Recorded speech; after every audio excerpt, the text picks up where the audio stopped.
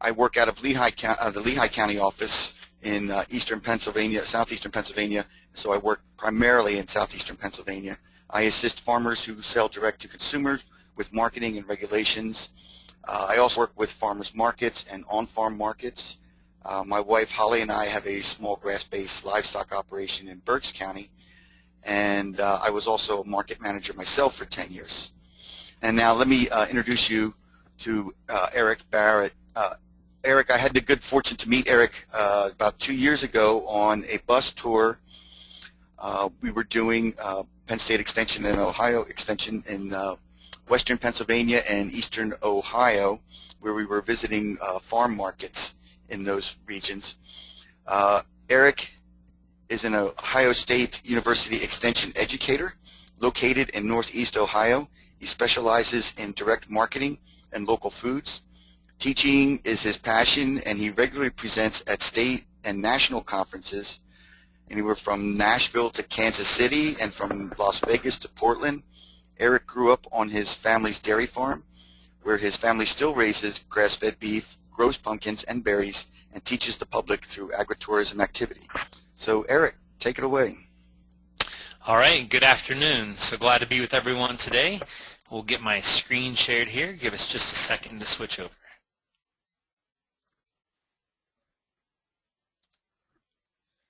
There we go. Okay.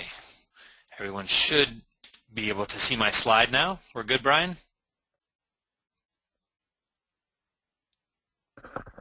Yep, we're good. Okay, excellent. Okay, the first thing here I wanted to just chat about for a couple seconds.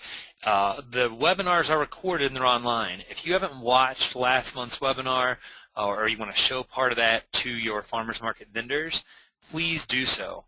That was an excellent webinar, and it gives folks a great background as to what we're really talking about when we get into retailing. That brand is the start of that visual identity.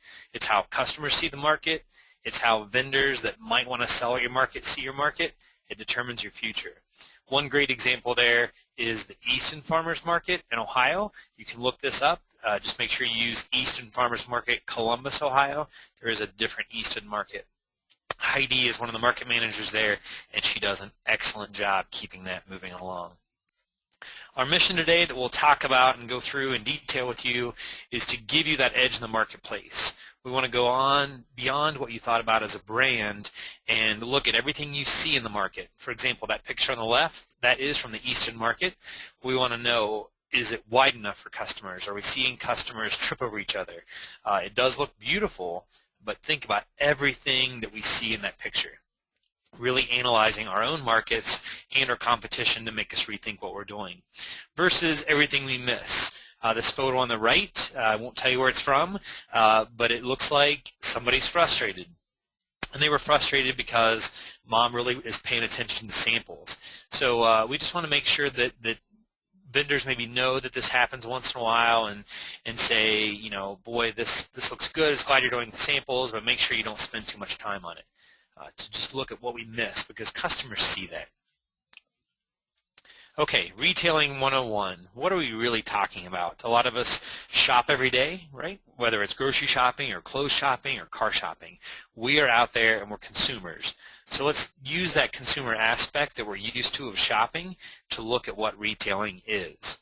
For example, look at these two farmers market stands. One is in one state and one's in another, so they're pretty far apart. But I asked the question, is your shopping experience up to par with today's marketplace? Let's compare that photo on the left to start out with. Looks like some decent produce, but the table is very dirty. So we know the person's probably not following good agricultural practices and produce safety rules that we're looking at. Kind of mixed up. There's some burlap there, not as pretty. The boxes look like they've been reused a few times. Versus on the right, we look at a very clean, like a white cloth on top of the table, probably plastic they can wipe it off real fast. And then very full displays, signage on each product item. Tells what that item is, a little logo of the farm. It's kind of small, you can't quite see it. A price written on there with a China marker, and then how to use that product. If you were able to see that in person, you'd see long beans, and here's how to use them, here's how to cook with them, here's how you might eat those. All the things we really need to do with our products. The next slide here, the big guys are copying us. I took this photo at Giant Eagle Marketplace in Pittsburgh, Pennsylvania. A lot of you shop at whether it's Whole Foods or any other store that's trying to compete on the local trend. We've got to check them out. Look at this. They're able to pull up a sign that looks very much like something we might have at a farm stand or a farmer's market. It has details of Bibb lettuce. It's a soft leaf lettuce packed full of flavor. It's a perfect ingredient for a tossed salad. That's some stuff that maybe some of our vendors are lacking, but a shopper that might love our market goes to Giant Eagle Marketplace and says, oh, this is the same thing. They're buying from local farmers, and look, they tell me how to use product. So our competition is really copying some of our things we're doing at farmers markets and that look of a farmers market. Make sure we check them out and make sure we continue to differentiate ourselves from what they're actually doing at these places. Make sure we're visiting them on a regular basis, and we'll give you a little homework assignment on how to visit them and then make the best notes possible to help your market out. On to some retail trends. So these are the real things we need to look at in general to make sure that we're keeping up to par. As much as we think, well, we're maybe not as trendy in certain areas, our consumers are. The ones that want to shop with us are very trendy. So we need to look at what's happening out there on all fronts. The first one, social media rules.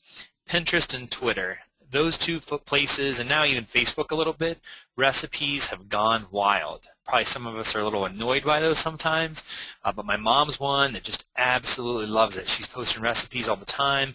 A couple of my wife's friends are out there, and they're like, oh, did you see we had this banana recipe, and there's only 3 ingredients in the whole thing. It's really easy to make. The only thing about this photo of this banana oatmeal chocolate chip cookie thing is who made it. If we put recipes on for farmers markets and follow this kind of trend, we need to have our logo. We need to brand this. We need to change the colors around. This is well done. It goes through steps and has photos, but it's not branded. So if we do use social media a lot, whether it's this or it's a photo we post, we need to worry about the branding part, whether it's a line around the edge of the photo, whether it's a watermark of our logo on the picture. Make sure that if that picture is shared, people will know it's from our market. Next, technology rules. Everybody has a smartphone. All of our consumers do. They're using that constantly. How can we get into that smartphone? And we don't want to be tracking them, maybe like Google or Apple, but how can we get an app on there? How can we do things like text our customers? How can we get them to follow us on Twitter? Anything else we can do that we're going to get on their phone because it's with them at all times. The next one, try here, buy online. Now, a lot of times we see this in a different kind of retail setting, like a Target or a Walmart or any other kind of fashion retailer. My niece is looking for a prom dress, for example. She tried it on one place. She bought it online for like half that much. It's a big trend out there that people are using those stores and then buying somewhere else.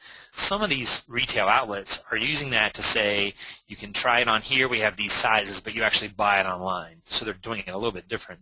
But what you might be able to do is look at what this means for you in the marketplace. So if you're only open on Saturdays, they might love your product. You know, I bought these tomatoes there, they were great. Well, by Tuesday afternoon, that person's out of tomatoes. What do? They have to wait till Saturday to find you again. So can we take this trend and go into maybe a different day market, but maybe our vendors don't want to do that? Can we send them to another market? Can we figure out how online to say we're going to have a pickup place halfway through market week for folks to get some of our products when we're not open? The next one, relationship marketing. The old new customers are too expensive. So we've built this great relationship with folks. We want to keep them buying as much as possible. Try to understand why they like you, why maybe they should like you if they don't like you yet, and how you can keep them engaged. And we'll talk about this in detail, but basically we can't quit during the winter. Even if our market closes, we need to keep that relationship moving through the winter months. Finally there, entertainment. Have something interactive. Make sure it's not necessarily a band or a clown. You don't have to have that, but entertainment is important. What can you do to keep some folks engaged? On the right here at Easton Farmers Market, they had this watermelon carving. You could do something like this. You could use pumpkin carving kits that have the knives that don't cut people. and kids can be involved depending on your target market, and you could use this to really try to engage some folks at your market. Next is some food trends to really look at that I think impact our market significantly. It's this convenience factor, snacking. Convenience things I've already seen out there is something like a salsa kit, and using words like it comes in its own natural packaging, it's edible. Over here on the right, in the bottom right, fruit, the original fast food. Try some today. Any kind of thing to use words that people are like, oh, I don't have to wait and get a bag of chips after I leave the market. I can eat that fresh piece of fruit. They just don't think about it. They might think about it later, but just keep putting little words into their mind to say, hey, you can do this. Another word on that salsa kit, we'll talk when we get to one of the case studies here in just a minute, but try to think of products they can buy together, bundling things. The next trend, the second bullet, healthfulness. We've got them here, right? We have a healthy product. We promote whether it's organic or sustainably raised or conventionally raised, but we reduce our pesticide use. Whatever it is, make sure we're promoting that healthfulness, and we'll go through some nutrition ideas for you later today. Local. Local is almost becoming a fad. It's hard to say. It's definitely still pushing along. It's definitely growing, but we're seeing local used in Walmart. It's out there. They're putting, here's this farmer that we're buying from. I'm not sure that is working in that location because people can understand that, and it comes back to some authenticity we'll talk about. So make sure you're promoting the food, not just the food, but the farmer, how far it traveled to get there, and then also promoting the other local aspect of farmers markets. So what else is local around there?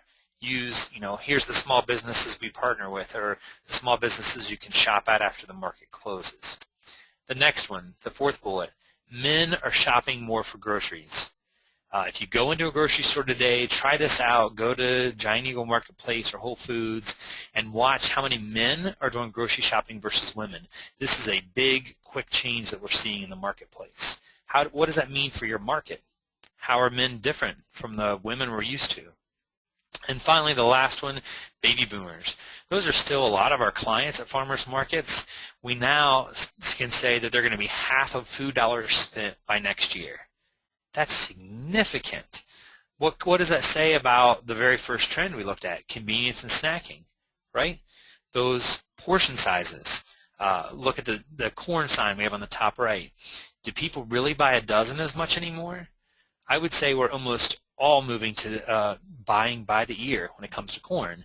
We can think of that in lots of different products we sell, and that goes into our next slide. On the left, yummy peppers, right? It looks like lots of different colors. It's something maybe we can snack on and eat and give some ideas. We need to show our vendors some things they might be able to do. Do show and tell at your vendor meetings to help improve this marketing, this image, this retail establishment you have. Make snacking or snack a common word that they use in their displays and at their stands. And then look at this salad sampler, $3.50, which I might charge more than that, but look, we have lots of different tomatoes. Maybe those tomatoes can be used for different things throughout the next couple of days that they're buying that and using it. So try to combine things in the packaging to make it simpler for these folks to use. Get lots of ideas. We still have an edge when it comes to trends that we're farmers. We're very authentic. This is a great book. If you haven't read it, I strongly encourage you to look at it since you are involved in retail agriculture. Authenticity. These are the authors, Pine and Gilmore, of The Experience Economy. It's what a lot of folks use to really drive agritourism and to drive the beginning of this farmers market craze several years ago. That's really going well. That was an awesome book. It was ahead of its time. This one is even further ahead. It's been out a couple years, but it's really meeting today's needs in retailing. When we talk about authenticity, we talk about you can actually talk to the farmer. You don't have to have just a sign that says this is local. You can talk to the person that raised this product. Folks can ask how this was grown. Some of the challenges that other retailers have is that they're not meeting this authenticity part. For example, you'll see the McDonald's commercial right now. It talks about these fresh baked petite pastries. Well, what does fresh baked mean? Fresh baked really means it's a frozen product and they're baking it at the store. So it's something that a lot of bigger retailers can't be as authentic as we are, so we need to look at that and capitalize on it. Next, looking at our competition. Here's 4 different examples I'd like you to look at. If you can Google these or go around your town or your area and see who the competition really is.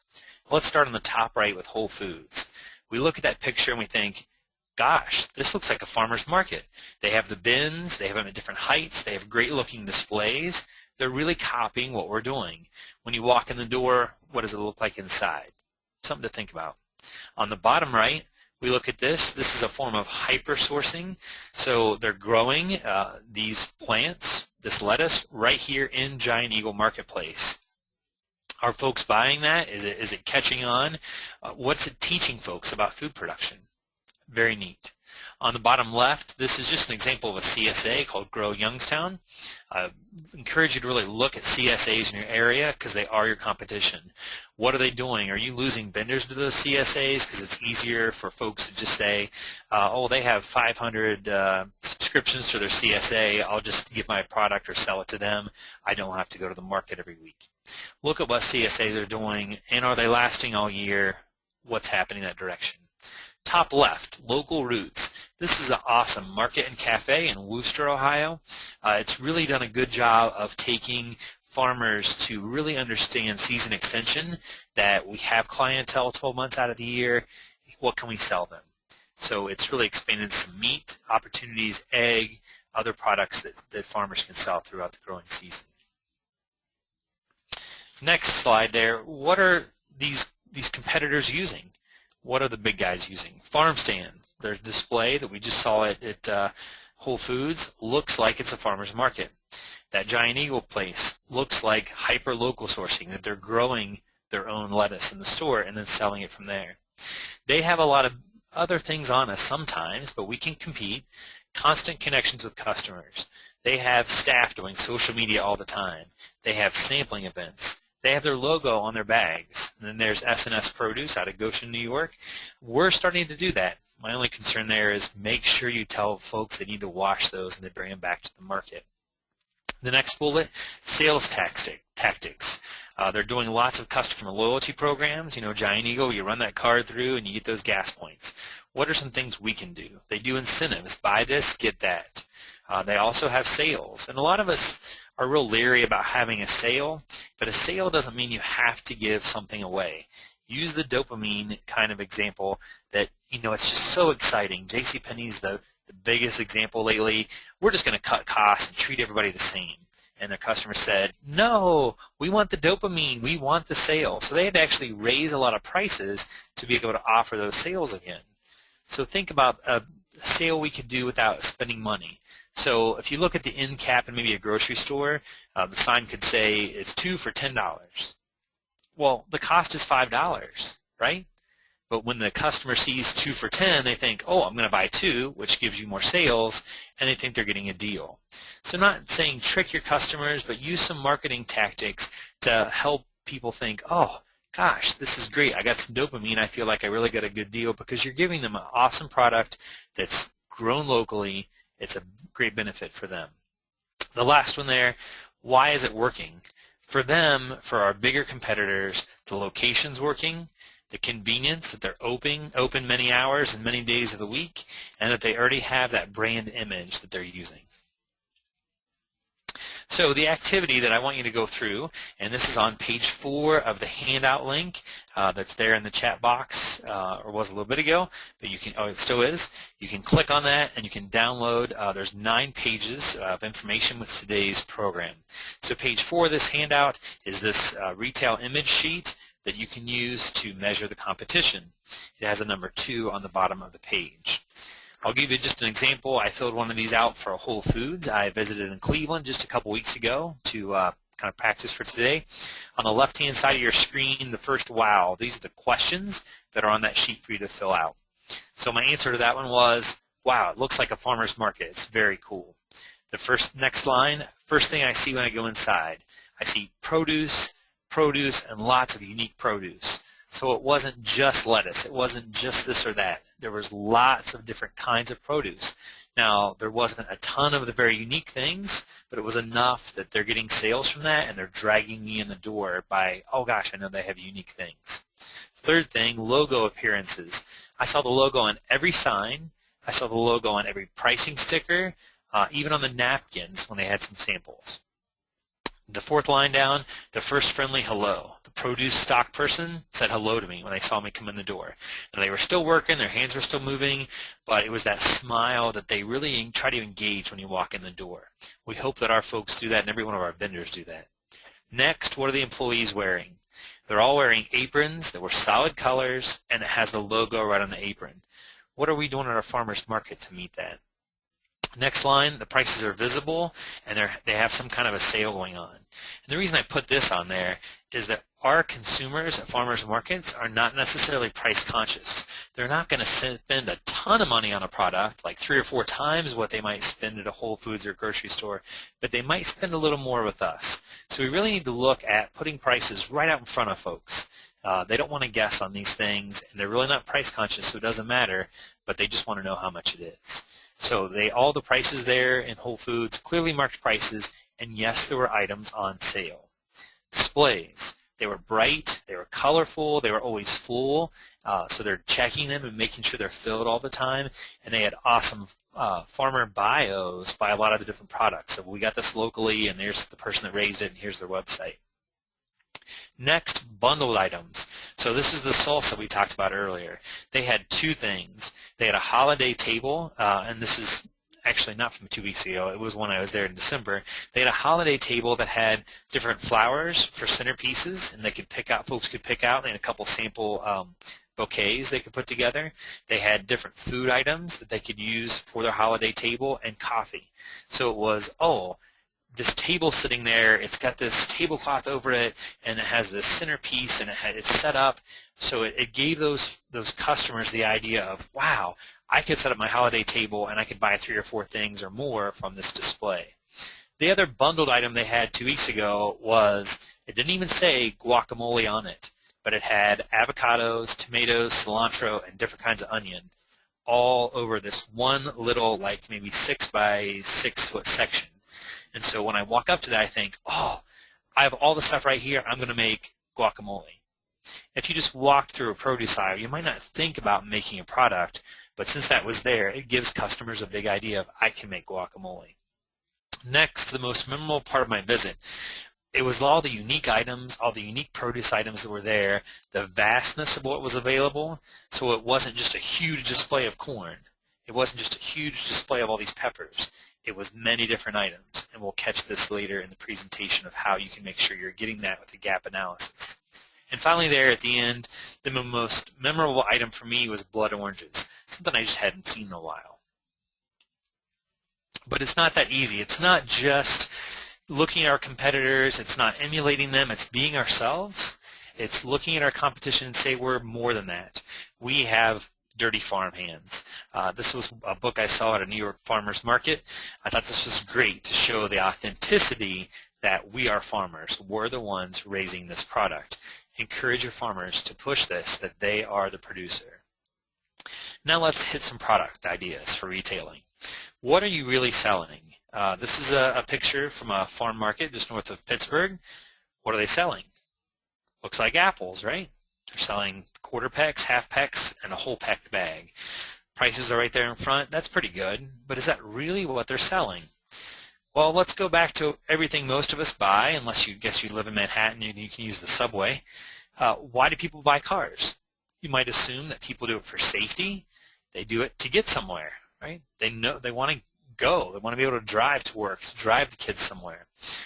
They don't want to be towed like this guy is, so just enough to get around, right?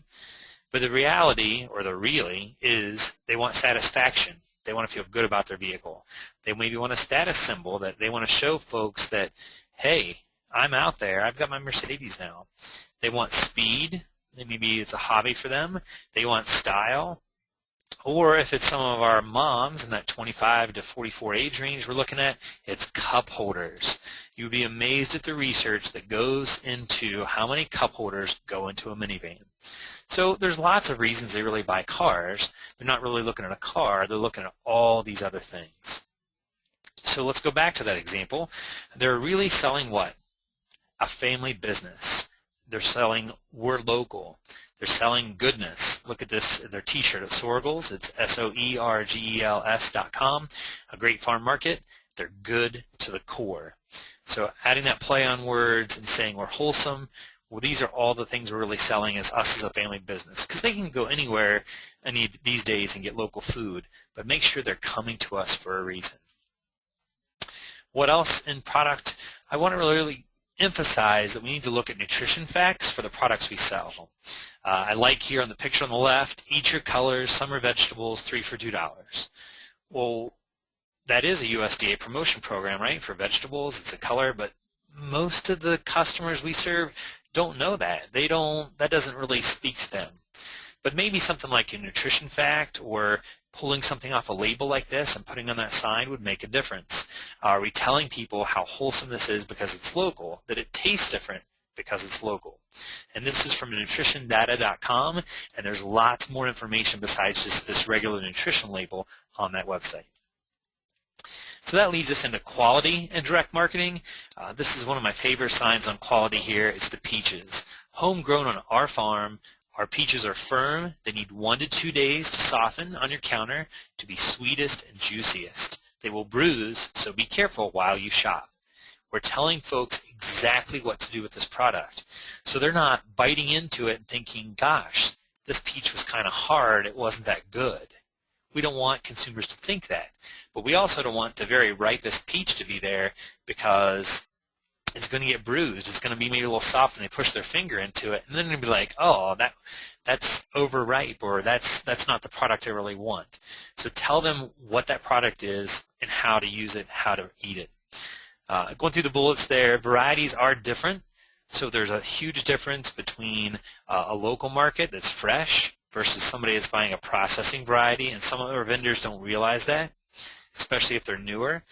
That quality is different. Vendors must grow what the consumer wants. So they might want heirloom, but they also want perfection.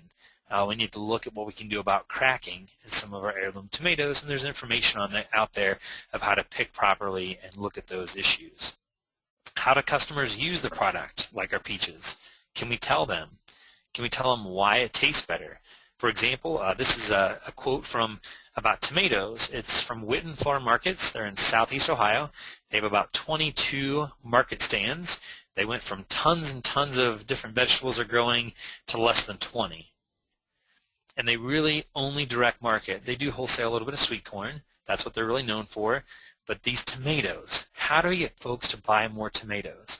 So she looked into, her name is Julie, how can I get folks to understand how awesome our tomatoes taste? She figured out through some researching different sites that if you sprinkle salt, drizzle a little bit of oil, and refrigerate them for 30 minutes, they taste amazing. So she did that, did it for her employees, and you can do this for the folks that are vendors at your market. Take the same 2 tomatoes, one just cut up and leave at room temperature and serve immediately. The other, prepare it 30 minutes before that, sprinkle with salt, drizzle a little oil, put it in the refrigerator for those 30 minutes, and have folks compare. Which one tastes better and why? Do people understand how to eat our products? There's some good information if you're interested in that taste idea even more. The website there at the bottom, go.osu.edu/produce quality. You'll see one of our researchers that likes marketing. His name is Matt Kleinhens. He has done a lot of research into bricks, which is a measure of sugar, to show what products really have a higher quality level. Next, look at that product mix. If everybody has sweet corn, we're not going to have a lot of customers. We're also going to have vendors that are going to start arguing that instead of $6, well, I haven't sold any yet and it's already 10 a.m., so I'm going to drop my price to $5. Some of us have rules against that. How much we can enforce those rules, I'm not sure. A lot of legal challenges there, here and there about those questions, but what's that product mix that we have? We need to perform a gap analysis. And by that, I don't mean good agricultural practices. I mean, where are those holes in our market?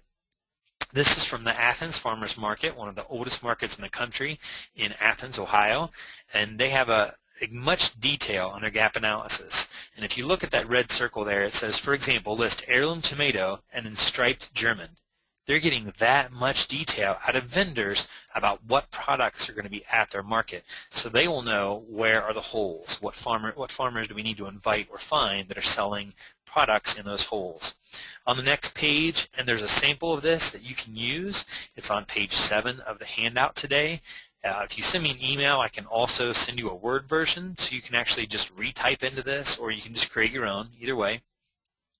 We must set limits, but we need to know where to set those limits. On this example, look, everybody has sweet corn.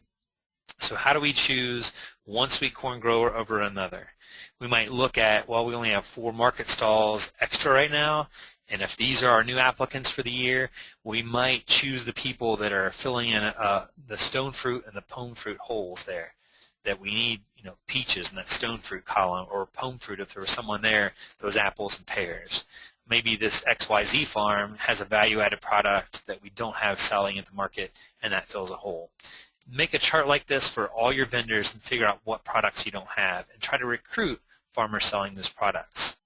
We also need to look at full-time farmers versus seasonal farmers versus part-time farmers. So what are they growing? Are they only going to come to us in the fall with pumpkins? Are they only going to come in the spring with lettuce? Are they going to show up again in the fall with the same lettuce?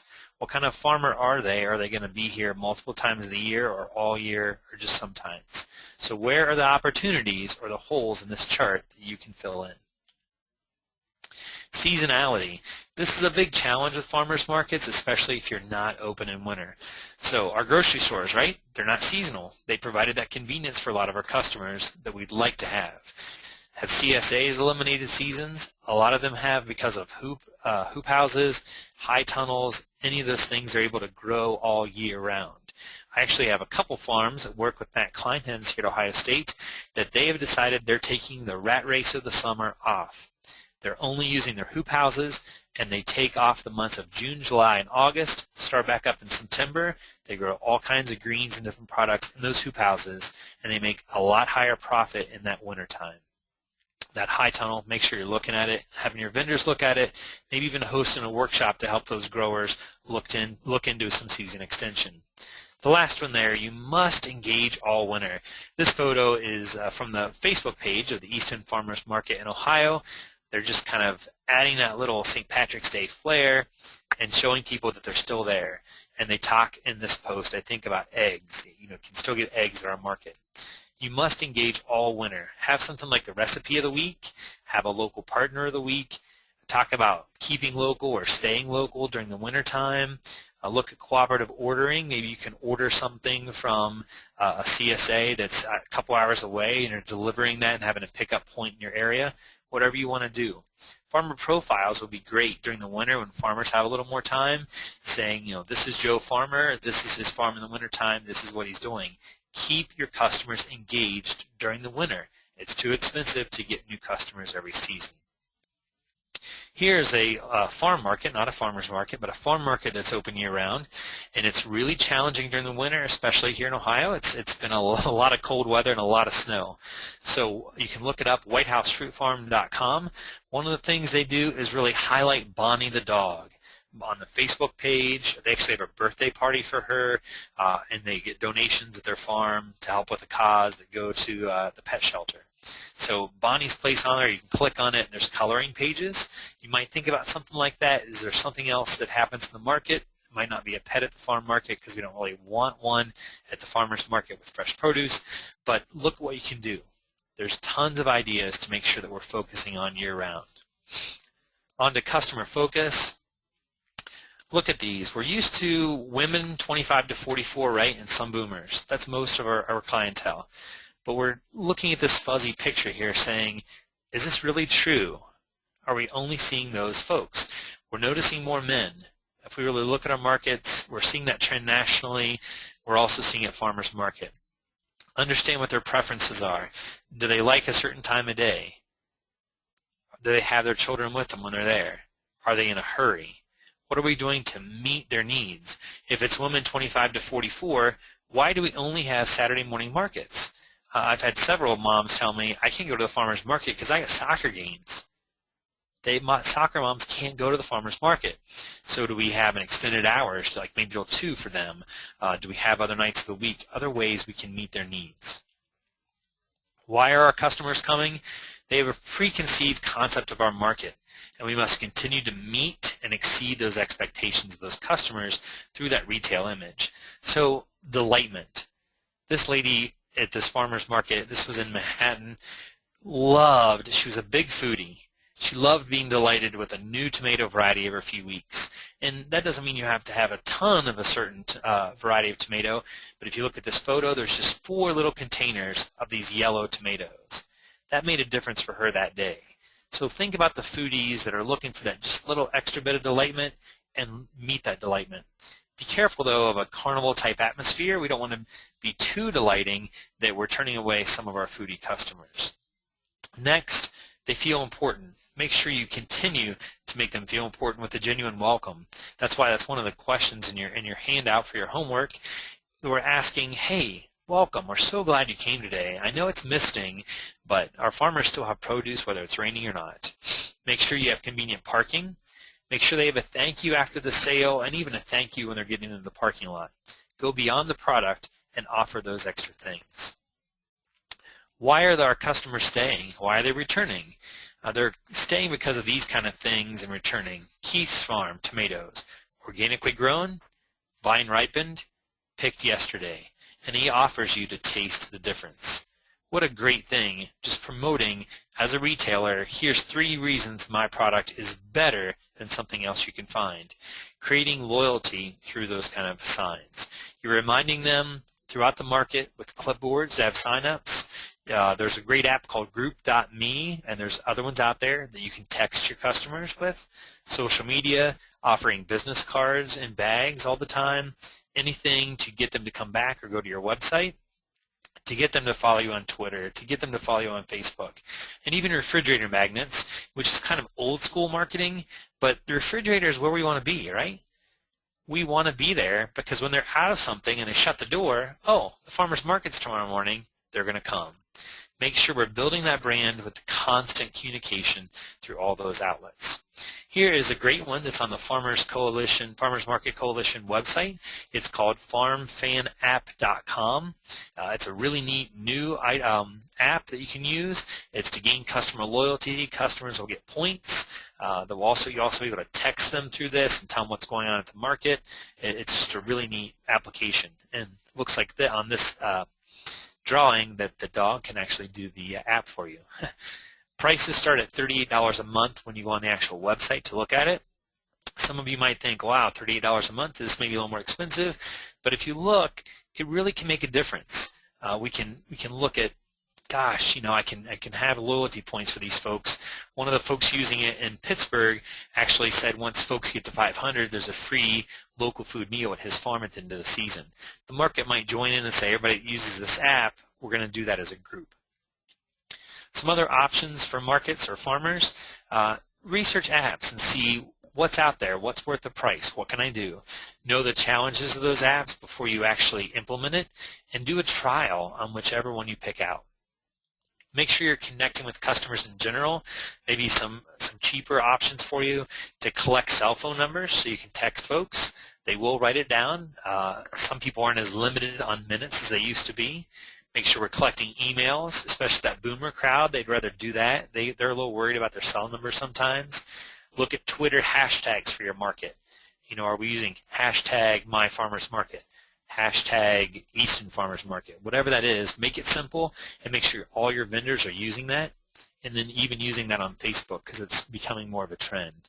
Define your own rewards. This Ronnie Book Farm Dairy here on the right had a great open house. You come out to the farm, you can buy different products, you can see what's actually happening, how the products are being grown. Looking into this also on site and layout. What does your market layout look like? Is it set up just so a truck can back in and you can sell out of the back of the truck? This layout is for the part of the delightment. You want people to be able to see a great, awesome entrance. You want it to be really obvious of where they go into the market. Make it really convenient for them. It keeps their mind on purchasing rather than that little comment that says, gosh, I had a hard time getting through between the trucks. They are always asking, where am I? Where are you in the market? Make sure you think about things like other retailers, like the mall that has a sign, where am I? It has a map of the operation there at the mall, and there's a little star, you are here. We should be using those kind of things in our markets just like the big retailers are. This complete site and layout, here's a couple more ideas for you. Think about how customers move. Most of the time it is to the right. A lot of folks will change their market based on that. Think about your natural tendencies when you go look at the competition. Do you go to the right? Do you go towards your interest? If that's awesome tomato over there, I'm going to go right there when I drive in.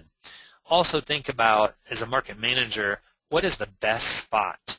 And can you charge more for that vendor that takes the best spot? I know there's a lot of politics sometimes in markets that you couldn't do that, but it's kind of like a slotting fee that the average woman is somewhere around 5'2" to 5'4". So in the grocery store, everything at that eye level, they charge a more expensive slotting fee for companies to put products there. So think about that. We probably could in some instances, and then maybe there are some bad vendor spots that are way out of the way, or we have so many vendors we're putting them in back now. Maybe we don't charge as much for those spaces. As a farmer's market, you are agile. You can try something different. You can always come back if you change something and it doesn't work. So take a look at that. If you notice, the Today Show has a new big arch looking like a sun. You can see it anywhere you are around there, whether it's TV or you're walking around Manhattan, that it's very obvious that's where that location is. Think about something that you can do to make your entrance very obvious. Putting it all together, we have homework assignments for you from today to really look at your retail image.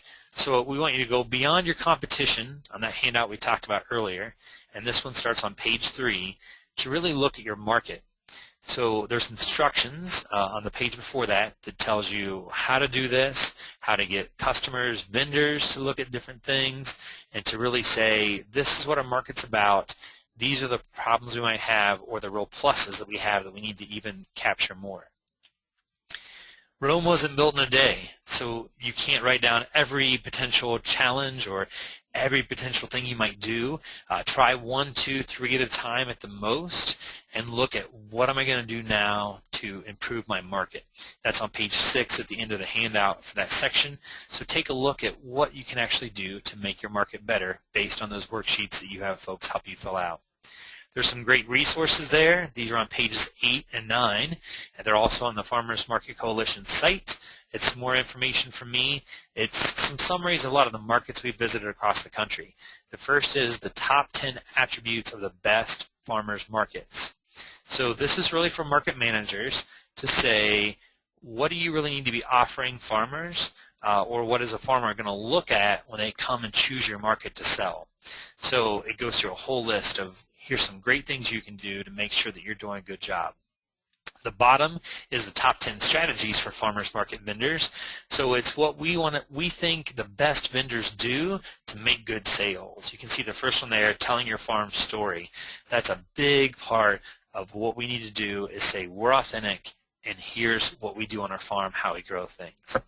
We'll take some questions now. Thank you very much. I appreciate being with you today. You can also follow our team blog.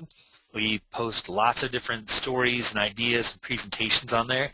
It's at u.osu.edu. Okay, Brian, we'll get some questions coming in.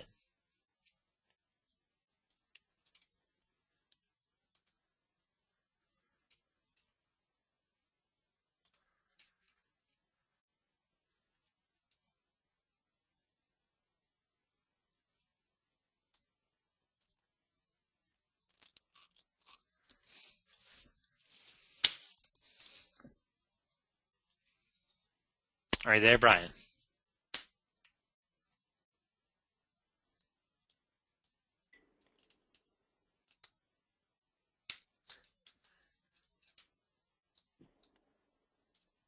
Hello?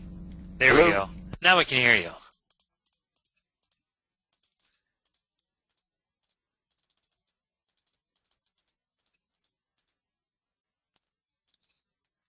Okay, I see a question down there at the bottom. It says, what about catering to the mother and child audience for promoting farmers markets? Yeah, if that's your customer base, think about what you can do. I've seen a couple markets that have the same thing. If you've been to Giant Eagle, it's like a little fenced-in area. It's got a couple maybe 4-H teens there or something, and they have a way of coding the child and the adult.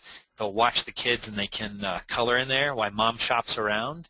One of the things at Whole Foods that one of the folks was telling us is that they gave you a banana when you walked in the door, and so the child is more engaged in eating that banana and acting good while you pick out produce. So anything that you can do to cater to that mom audience. You might think about strollers. Are strollers easy to go in and out of your market? Are they having to climb a curb to get in there? Same kind of thing if we have any handicap challenge folks coming to our market. Can they get in and out with ease? Maybe you want to look at the parking lot. Do we have parking for expecting mothers, parking for moms with toddlers, things like that?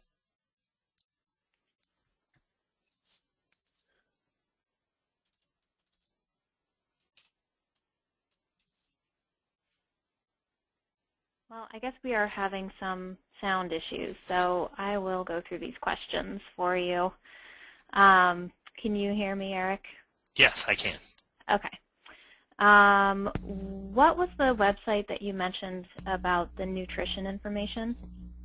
nutritiondata.org. Okay, great. And that's to create those labels?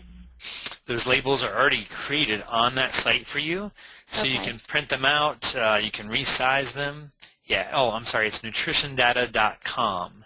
And there's also more information than just that standard nutrition label that our customers are used to reading.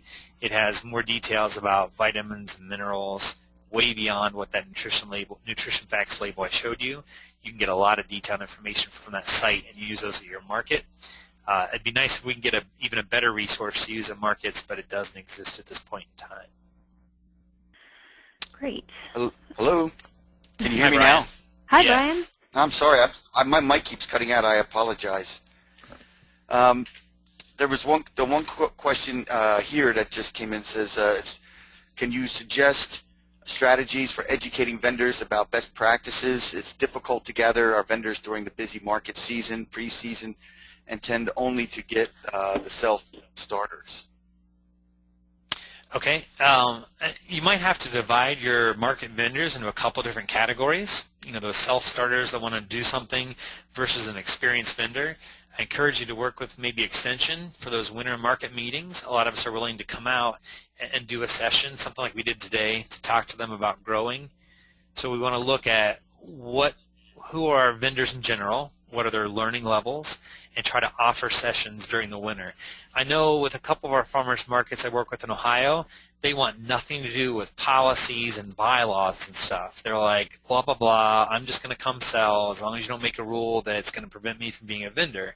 So we might think about those board meetings versus educational meetings that we're having for our vendors to give them ideas. They're going to come if you're going to give them something that's going to help them not only at your market, but at another market location.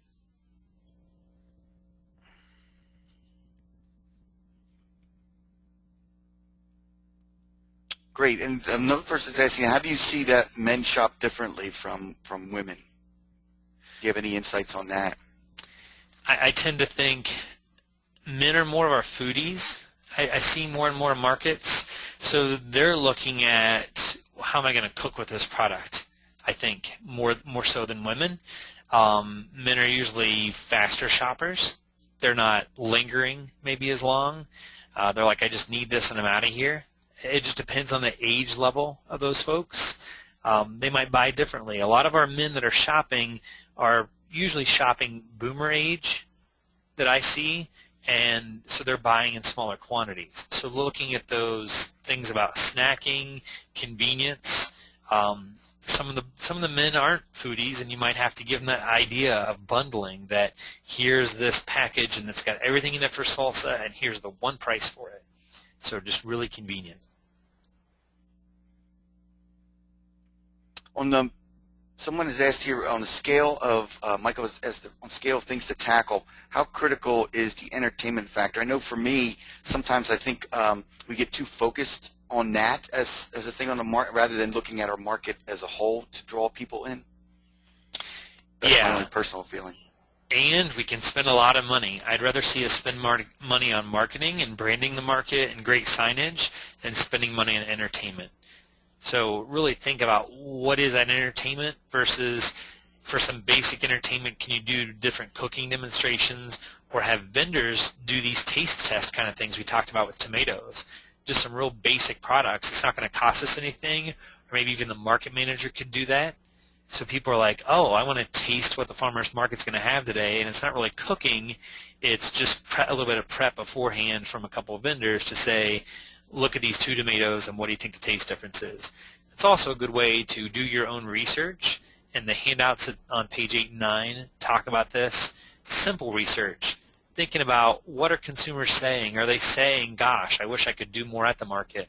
Are they saying, you know, I love the cooking demonstration, or boy, that's a waste of time, I don't know why they're doing that? Listen to those customers. Listen to those, yesterday one of the folks mentioned, listen to those small complaints that they're really not complaining about, where they might walk in and say, gosh, it took me 20 minutes to park, and then they turned in to be really nice and looking at products out there that you have to offer. Think about those little comments they make. That's the simple research you can do that makes a big difference in the end. But yeah, I agree. Entertainment can be too much of a good thing. What some of the other markets have done too is working with like the local chamber or the tourism bureau and let them handle that aspect so that the market doesn't have to worry about it and you can focus on marketing and vendor gap analysis, things like that. Such an excellent point. I like the idea of using entertainment that's tied into what the market is, as opposed to saying music isn't necessarily about what the market is about, and sometimes can be distracting or even deter conversations between vendor and customer if they have to try to talk over the music. And if you remember from the one slide from Easton Farmers Market where they had that watermelon carving, any kind of a foodie type thing they can do. You might just have a coloring area for kids that's entertaining for them, that they need to color. They can color their favorite vegetable, or a blank piece of paper and some crayons. Kids are amazing artists, and you can be like, draw your favorite vegetable. And today is draw your favorite fruit. Maybe there's pumpkin carving that you can do, or somebody's really good at it. Just all those kind of foodie things that can become activities that don't necessarily cost you a bunch, but it also works in with your market. I wanted to know if you could address this or not, Eric. It might be a little complex, but about some ways, I think your tools kind of lend to that you offered today, but how do we understand, and you did talk about it a bit in the presentation, but how do we understand who is shopping at our market? I know for the market I used to manage, we happened to be located in an area where we were surrounded by 3 major pharmaceuticals world headquarters. So there was people now living in the community who were from all over the world. And so it dawned on us by the end of our first season that they were looking for stuff that they couldn't find in the grocery store that they were used to eating at home. And so, you know, us as vendors, you know, spend our time all season trying to adapt to that. Like, for instance, ground lamb became a premium for me to sell, because as opposed to a product that wasn't a higher-end product, it became a high-end product because it was so much in demand, because they couldn't find ground lamb very easily in a grocery store. So this comes back to that basic market research. Are we listening to customers at stands? Are we doing little surveys throughout the year? And it can be probably no more than 3 to 4 questions is all you're going to get out of somebody before you're going to annoy them. But getting some folks, even though maybe want to do a 4-H project or a local school that's learning about surveying, to come and help you ask questions at the market, it can be a big benefit to know that and to know what customers really want. I know a couple markets that have actually done things like going to the parking lot and writing down the county numbers in Ohio or on the license plate, and they write that down so they know, like, and they do it like once an hour to know what cars are in the lot, to know what counties they're coming from. So how far are people coming to come to our market? So really they can say, well, we already have a lot of people from X county, so maybe we need to do some marketing in Y county instead. Before we have to say goodbye, I just wonder, there's one last question here. Someone asked if you had any suggestions for good opening day activities for the market. opening day is a big challenge, especially if you've been closing all winter. So whatever that extra incentive is, if you can think of who your target market is, this might be the one time when you maybe do have some music or you do have something really special for folks to come to. But again, don't do it on your own. Look at the chamber, look at the tourism bureau. How can they help you get those moving along? The other thing you could do is, what is your biggest product on opening day? Is it all lettuce? Is it all strawberries? What is that product? And maybe if it's all strawberries, you have a strawberry festival. Maybe that links into strawberry smoothies, different strawberry pretzel dessert, different things folks can do with those strawberries and have some kind of a taste of the season kind of thing. So look at what products you're going to have on that first week and try to maybe build something around the most product you'll have, and that'll help those vendors too, because if 10 vendors out of 40 have strawberries, we need to help the vendors sell those strawberries on that day. Good point, and I also think that knowing your vendor mix, if it's going to look good on opening day, because it's still early in the season, you know, the best part your market's going to look is going to be, of course, in the height of the season, and maybe early in the spring may not be your best showing, and so you may not want to promote it all that much until you actually have better products. But if you have a good showing, then definitely you want to try to get as many people out there as possible. I'm going to thank Eric Barrett for doing this for us today. Eric, this was terrific information, and I'm going to thank you all for attending. And as Liz had posted, there's going to be going to send out a notice to everyone to let you know where it is on the Farmers Market Coalition website for later viewing, or anybody else who wishes to view this and the other webinars in the series. So thank you all very much.